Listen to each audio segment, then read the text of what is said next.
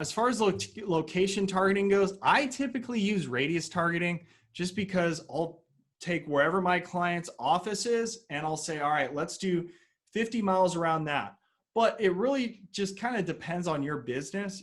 Sometimes you can use what's called DMA targeting, which is what they use in like TV and radio marketing, which can do a much larger area, or you can target by city. And this is like a very big thing right here, this negative locations. I've seen it can help to add low-income zip codes as negative locations so that your ads do not show there. That's what it means when you're adding negative locations. It means don't show my ads to anyone that is in this area.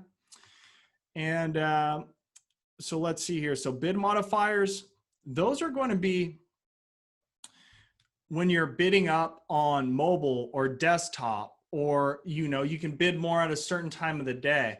And what I found are the best bid modifiers are for mobile and desktop. You might see that for some reason, people on their mobile phones convert much, much higher than desktop, or vice versa. So you can actually just shut off your mobile or desktop traffic, which I've actually done that before. For clients in big cities with small budgets, sometimes I find desktop just converts much better. If you think about it this way, desktop is probably preferred for like executive assistants, right? They're working on their computer. They're trying to book transportation for their boss. So maybe you just shut off all mobile traffic, right? And maybe you just focus on desktops because that's when that's what executive assistants will be using to search for transportation for their boss. Now on landing pages, these are the things you want to make sure you have.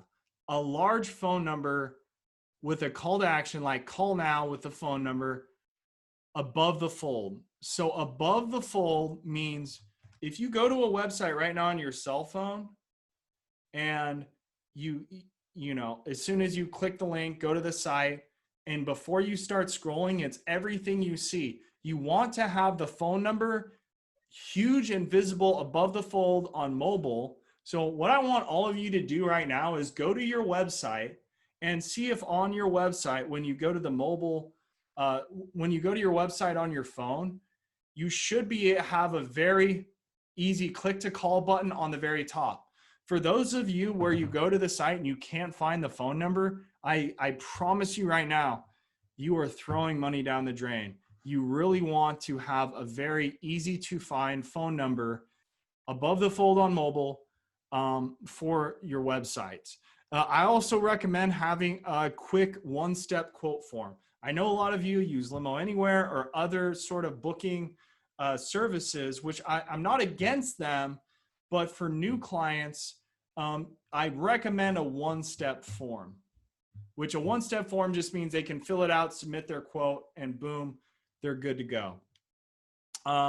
And then you want to have reviews from your satisfied clients in there. So highly recommend picking some of the best reviews you get. And you typically want different reviews on different pages. What I mean by that is if you do wine tours and you just have a bunch of reviews from people who, I don't know, maybe you help them out with their wedding, you really want to match the review to the type of page. So if you do weddings, have a wedding landing page with reviews from people, brides or grooms or whoever's, typically the bride writes the review, right?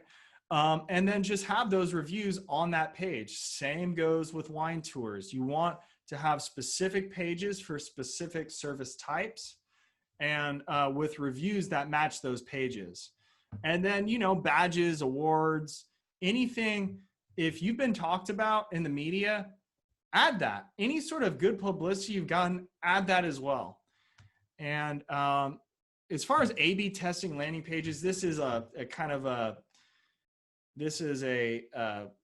for someone who's a little more advanced with online marketing.